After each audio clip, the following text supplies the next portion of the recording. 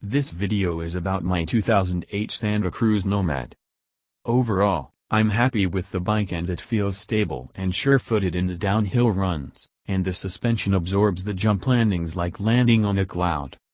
I have Marzocchi Bomber 66 RC 235mm front suspension with 180mm of travel, and a Fox DHX 5.0 coil shock for rear suspension also with 180mm of travel.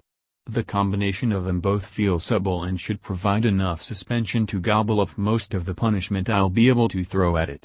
They both offer preload and rebound adjustment to tune the suspension to my unique needs.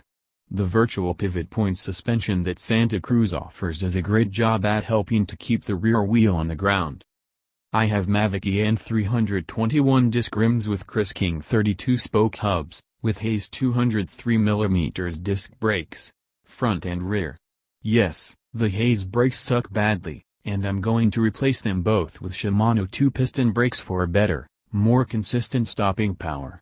I currently have Kenda Nevegal 2.4-inch tires, but will upgrade to Moxx's Minions downhill tires, and may put a 2.5-inch on the front.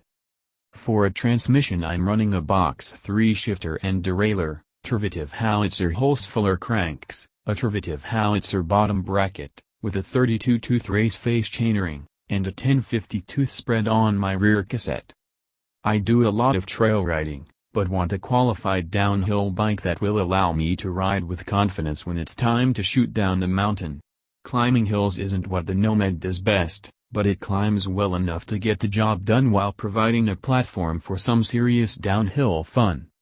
The bike overall is a great enduro bike that performs well on the trail, offers okay climbing, but great downhill handling and performance.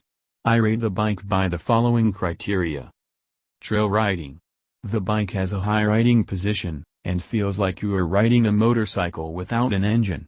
Overall offers good trail riding, but doesn't seem to roll far when the pedaling stops. 4 out of 5. Hill climbing. With the frame leaning slightly towards a downhill geometry, hill climbing isn't what this bike does best, and feels like it could wheelie at any moment, but it gets the job done. 3 out of 5. Enduro. The Nomad does well with enduro riding, especially considering the suspension can be locked out when the tall suspension is too much. But overall it has the pedigree to cover all the types of riding you may encounter. 5 out of 5. Downhill. This is where the bike shines in my opinion. The 180mm of travel eats up the jump landings and trail imperfections like a sponge, and inspires confidence on descents. It's light enough to be nimble on the trail, while being heavy enough to provide stability over bumpy sections. I give the bike a score of 4.25 out of 5.